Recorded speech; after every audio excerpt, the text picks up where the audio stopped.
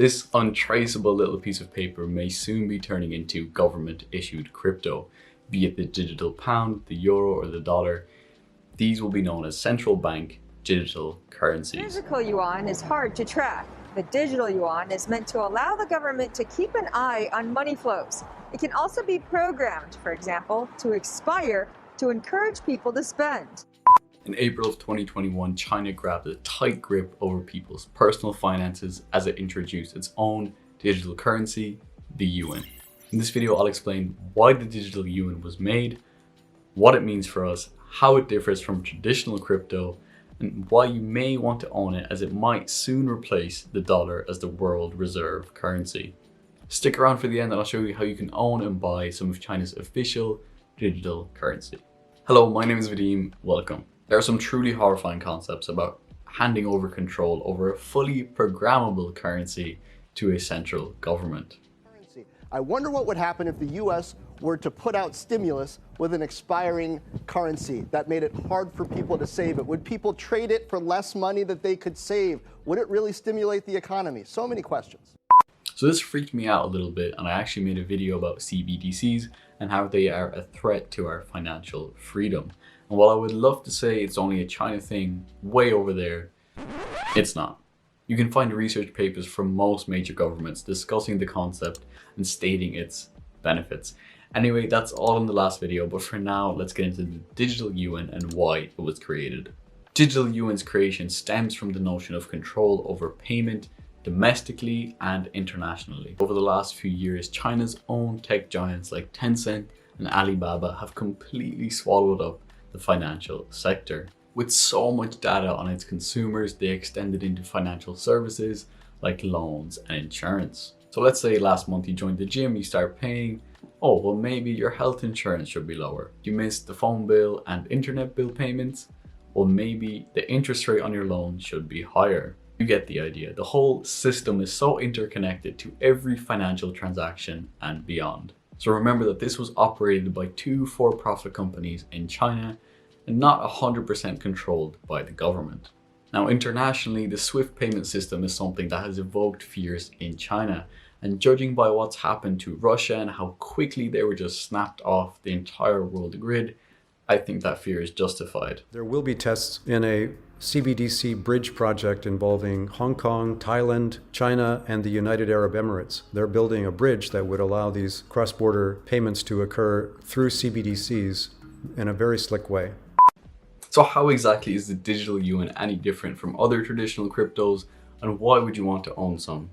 Digital yuan is simply a digital representation of the country's legal currency, which is the renminbi. So it's most certainly not a crypto in the traditional sense, but it still holds that programmable element, which is a huge power play. Of course, it's regulated and distributed by the central bank in China.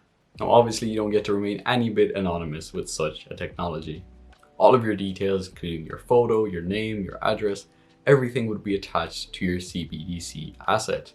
And this will be visible to the sender, the receiver, and the big bad bank.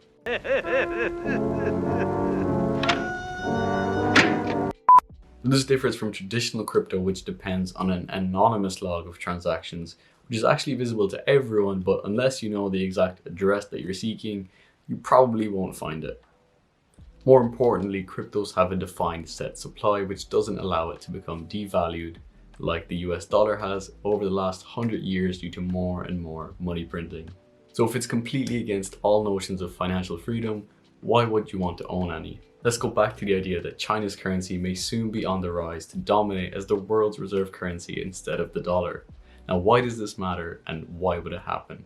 China has been increasing its gold supply over the years very discreetly. Now, this has led to some theories suggesting that the digital yuan may eventually become a gold-backed currency. Think about this for a second. As a central banker, would you rather keep your money in a fiat system which relies on the US maintaining its power, or in a gold-backed currency system where you can always exchange your money at a set rate for gold? The latter is a much safer approach because it cannot be devalued like the US dollar, which can always print more. Now, this potential shift from the dollar to the yuan isn't necessarily all due to this creation of a digital currency. Sure, it does help to create quick, snappy transactions with no internet connection. It's still simply a mirror image of their existing legal currency. The bigger reasoning is due to the US approaching the end of its cycle as a leading world superpower. There are many reasons for this, like the USA's trade deficit, the growing debt, and inflation. While it's not a totally solid example, if we look at inflation in America, it sits at 8% due to all the money printing and lack of productivity. Compare that to China, and inflation sits at just under 1%. China exports more goods than it exports, and this is one of the main reasonings that China is on the rise as the next superpower. In short, you want to own it because it has the biggest potential to become the next world reserve currency. Of course, if you're here accumulating it before everyone realizes its potential, that has huge advantages for us. If you want to know more about the downfall of the US and the rise of China, I'm going to link an interesting video down below by Ray Dalio talking about the changing world order. Well, you've made it this far, so let's see if we can buy some of our own digital yuan. And when I first started this video, I was 100% certain that I would be able to buy this digital yuan, but unfortunately, as a non-Chinese citizen, you actually cannot buy the digital yuan anywhere. You simply cannot create the wallet or download the app that you need. There seems to be appropriate websites everywhere, but beware, these are all scams, as I almost believe that this was a genuine Chinese website, but just read some of those headlines and yeah, it's fake. Now, don't get disheartened because there are some alternatives out there. Now, since the yuan is still also a physical cash currency, you can simply exchange your own currency for this currency. Of course, in the long term, there are some risks with this, as China intentionally made this digital yuan to move away from cash entirely. Alternatively, you can set up a Forex investment account and buy the currency there. Now, I don't do either of these, as I think the best option really is to invest in the Chinese stock market, as if their currency gains traction worldwide, so will their domestic market.